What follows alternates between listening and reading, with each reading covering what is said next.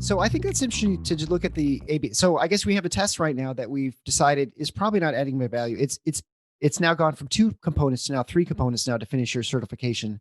Yeah. Anyone who is in practice is going through the recertification process.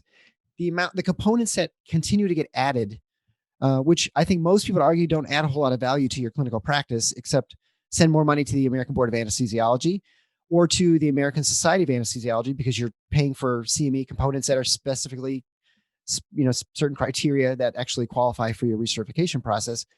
And so, it wouldn't take much of a cynic to say, well, most of the stuff they're doing, we can't really determine that there's any value to it, but except that it provides a financial value benefit to the American Board of Anesthesiology, that they can charge really whatever they want, because it's not like you're going to go through your residency and say, well, I'm not going to pay this last little bit, that they added in.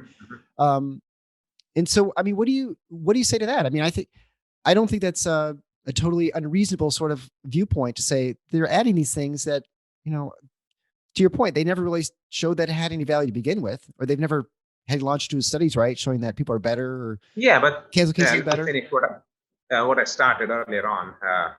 The AB has been in existence for 80 years. That is sufficient time for them to do some study.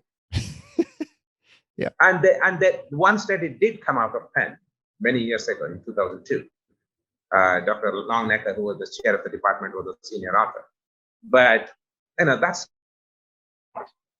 they compared the 30-day mortality among the anesthesiologists who were board certified versus non-board certified. And first of all, we're looking at 30-day mortality. I mean, unless you can demonstrate a direct link that something which is caused by the anesthesiologist because of lack of knowledge or applying that knowledge, which in turn ended up in morbidity mortality, you cannot really say.